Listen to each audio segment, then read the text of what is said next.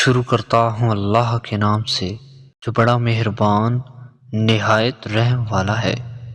سیدنا ابو سعید خدری رضی اللہ تعالیٰ عنہ بیان کرتے ہیں کہ ایک دن رسول اللہ صلی اللہ علیہ وآلہ وسلم ممبر پر بیٹھے اور ہم لوگ آپ صلی اللہ علیہ وآلہ وسلم کے ارد گرد بیٹھ گئے۔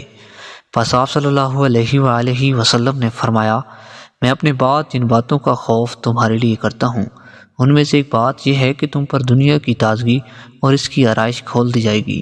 تو ایک شخص نے عرض کی کہ یا رسول اللہ، مال کی زیادتی سے کیا خرابی ہوگی؟ مال تو اتنی اچھی چیز ہے، کیا اچھی چیز بھی برائی پیدا کرے گی؟ یہ سن کر نبی کریم صلی اللہ علیہ وآلہ وسلم خاموش ہو گئے۔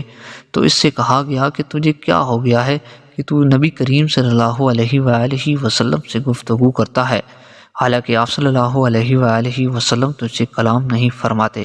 پھر ہم کو یہ خیال ہوا کہ آپ صلی اللہ علیہ وآلہ وسلم پر وحی اتر رہی ہے، اس لیے آپ صلی اللہ علیہ وآلہ وسلم نے سکوت فرمایا ہے۔ چنانچہ جب وحی اتر چکی تو کہتے ہیں کہ آپ صلی اللہ علیہ وآلہ وسلم نے اپنے چہرے سے پسینہ پونچھا اور فرمایا، سائل کہاں ہے؟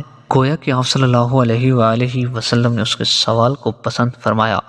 پس آپ صلی اللہ علیہ وآلہ وسلم نے فرمایا، ہاں یہ صحیح ہے کہ اچھی چیز پر برائی نہیں پیدا کرتی مگر بے موقع استعمال سے برائی پیدا ہوتی ہے۔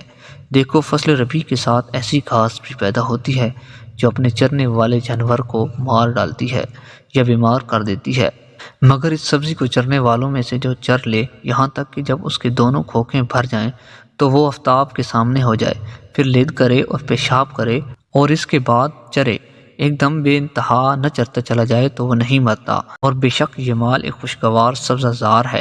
پس کیا اچھا مال ہے مسلمان کا کہ وہ اس میں سے مسکین کو اور یتیم کو اور مسافر کو دے، یا اسی قسم کی کوئی اور بات نبی کریم صلی اللہ علیہ وآلہ وسلم نے فرمائی۔